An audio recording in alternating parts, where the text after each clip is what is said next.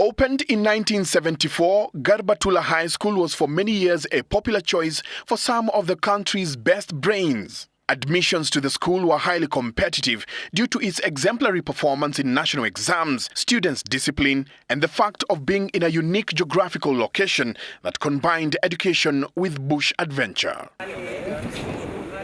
Thus, many students yearned to join this oasis of education deep in the heart of Isiolo. When the school was started here, and we appreciate the effort of those who started the school, well, everything was in place. There were a lot of grants here, but then gradually, I don't know what happened, they started pulling out slowly, the grants were removed. But constant insecurity in the area caused by warring communities brought this education giant down to its knees, forcing the government to close it for 2 years in the year 2000. Garbatula is actually known as the mecca of education in this region. It used to be. But now, since 90s, of course, the performance had gone down and many students had run away. They would rather go to small schools in surrounding areas rather than going to Garbatula. But thanks to local leaders and a group of well-wishers under the auspices of Friends of Garbatula, the school was back on its feet again. But it is still a long way to its previous fame, as today, the school is a single-stream district school. The institution is dilapidated with nothing to write home about.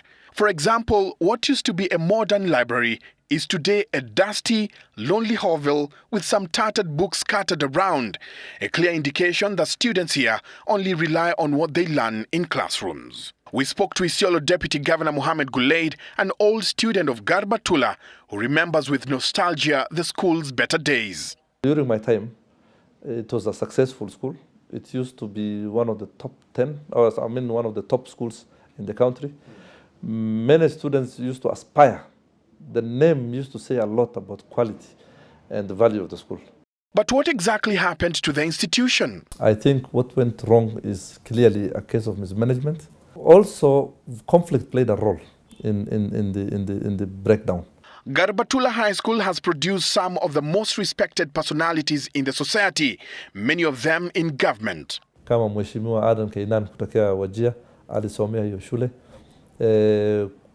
Pia wakati yake nadhani ya primary alisomea, pia waziri wetu wa Isiolo zamani sasa Senator Mohamed Abdikuti pia alisomea hapo.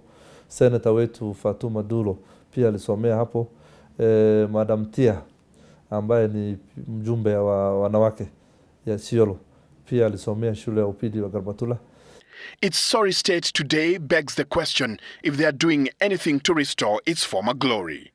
It's an institution that used to be a great giant when it comes to educational matters, producing some of the best, the who is who in this country.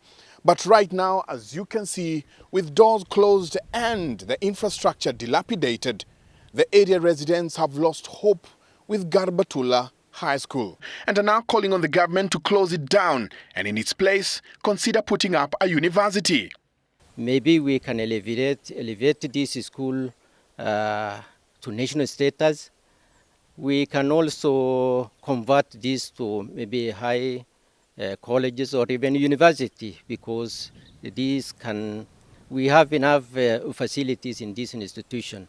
Built on over 5 acres, the school can accommodate over 400 students, but currently the school has less than 100 students, mostly from the locality. According to Isiolo County Governor, the residents' plea to upgrade the school is being discussed, though he says this may take a while since a lot needs to be considered on what to do with the current students. We want also to elevate the school to a tertiary institution, either as a technical institute or a campus of a university or a university. But even as the thought of turning this once-upon-a-time education giant into a university lingers through the minds of Isiolo residents, one cannot help but wonder just what needs to be done and by who to restore Garbatula's high school old shine.